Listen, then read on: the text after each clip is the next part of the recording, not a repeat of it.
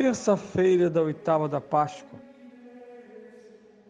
Eu sou o Padre Pedro Paulo. Iniciamos mais um programa, a Bíblia no mundo de hoje. Aleluia, aleluia, aleluia. Não nos cansemos de ter um coração alargado por essa afirmação escatológica. Só se pode falar aleluia, cantar aleluia, diante das maravilhas do Senhor. E a ressurreição de Cristo é a última maravilha do Senhor, além da entrega do Pai e do Filho, do Espírito Santo à sua igreja. Tornando a igreja como que sacramento universal da salvação. Ela que é una, santa, católica e apostólica. Portanto, uma semana que mantemos o tom da liturgia através de uma analogia que é a continuação da nota iniciada no sábado e concluída no domingo de Páscoa. Esse tom, ele segue, por isso uma metáfora musical, ele se estende por 7 notas, para que no próximo domingo nós saiamos da oitava para o tempo pascal. Em outras palavras, essa semana, todos os dias, são dias pascais. A liturgia deve, o padre não pode celebrar uma missinha diária baseado no como era antes, não. Essa missa tem que ter o círio aceso, o padre deve conseguir malabarismo por causa do calor no Rio, para manter as plantas no seu devido lugar. A igreja deve ter o rosto da noite e do dia pascais, sábado e domingo. Gostaria de completar a meditação sobre esse Evangelho de São João, capítulo 20, 1 a 9. Como vimos, o start criado pela informação errônea de Santa Maria Madalena, ela, como os discípulos, era ignorante do significado verdadeiro da morte de Cristo. Nós sabemos que o nosso estado, depois da morte, é de um cadáver. Alguém que não tem mais tempo neste mundo. Alguém que já não pertence a este mundo. E mesmo assim, a igreja exige que os fiéis católicos preparem o funeral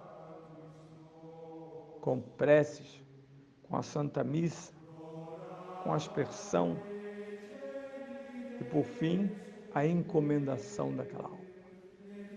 Ninguém vai para o céu sem a companhia da igreja, sobre o Cristo que é caminho e sem o olhar benévolo da Virgem Maria. Portanto, morrer fisicamente é só um aspecto, inclusive natural, mesmo quando há doenças e outras coisas. Trata-se da morte do corpo. Mas a fé nos diz que a morte física de Jesus não tinha o objetivo de torná-lo um cadáver. Primeiramente porque a pessoa de Jesus Cristo crucificado é pessoa de duas naturezas. Só ele tem essa característica. Jesus de Nazaré, o Cristo crucificado, é homem, por isso morreu. Ele se encarnou no seio da Virgem Maria exatamente para ser mortal, porque ele sabia e desejava que a sua morte não fosse lida como os pobres e miseráveis trolls da libertação chamam de uma conclusão sociológica. Isto é, que Jesus, no embatimento com os poderes judaicos e romanos, foi sacrificado. Os tolos chegam a falar em revolucionário, quando na verdade o sistema judaico romano qualquer sistema humano está integrado àquilo que desde Abraão sabemos, a revelação e a vontade de Deus. Assim, por exemplo, que se saiba que ele é descendente de Davi, foi o imperador que disse: vamos se fazer o recenseamento. E aí Maria e José partem para Belém, terra de Davi, onde nascerá o filho de Davi. Assim como a mão de Pilatos, a mão do governador pagão, mesmo eticamente confuso, sob o ponto de vista jurídico, como um romano, ele sabia muito bem direito, nem poderia ser governante, uma vergonha. Esses governantes e essa dirigência política ignorante do básico fazem declarações que dão vergonha, que não sabem nada.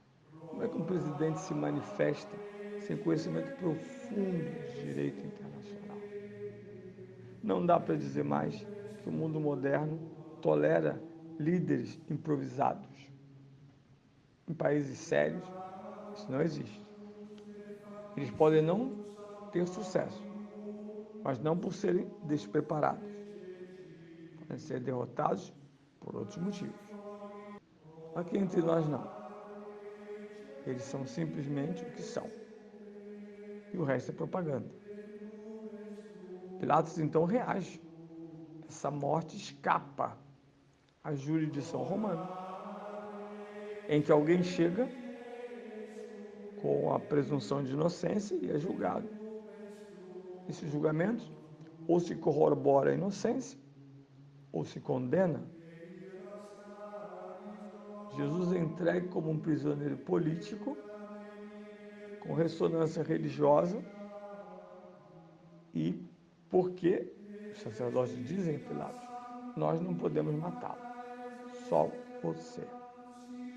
Só Roma pode crucificá-lo. Os romanos ficavam muito assustados quando viam crucifixão. Era um sinal hediondo.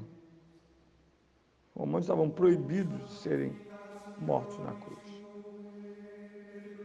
E por mais que Pilatos ouvisse, segundo os evangelhos, as acusações falsas e cheias de inveja do staff judaico, ele, por fim, pesa politicamente o fato e diz: é melhor que eu lave minhas mãos e isso seja colocado na conta do povo de Israel.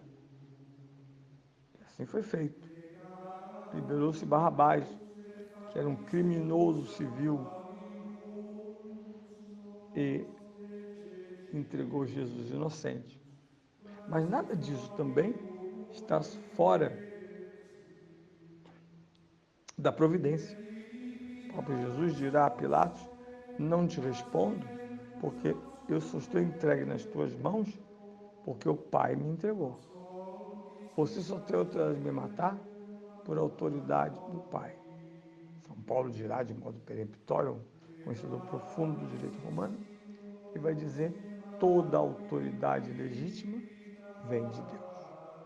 Depois os sistemas vão aproveitar essa fala e fazer barbaridade, mas esse é outro problema.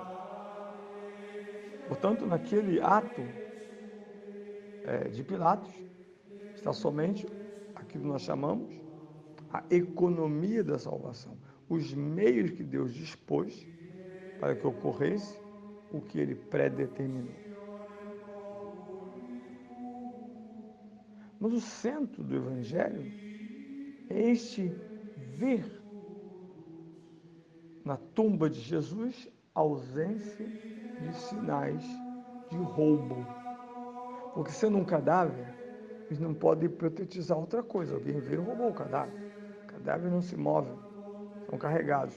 Então nós seremos carregados para o cemitério. Não vamos para o cemitério, a gente morre. Não, a gente vai ser carregado.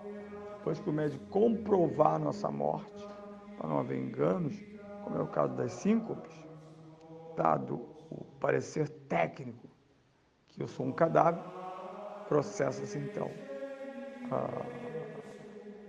a justiça funerária. Pois bem, Não há nada, nenhum sinal. Ao contrário, os sinais desmentem essa tese. Porque tanto as faixas como o sudário estão postos ordenadamente no ambiente. Eu sempre digo todos os anos que nós conhecemos dois tipos de ladrões.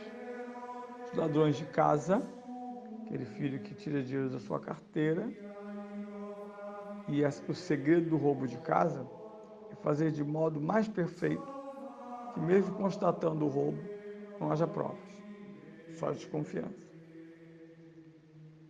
Enquanto você volta para casa depois de ter sido roubado, a casa está em total desordem. Eles não estão preocupados com isso.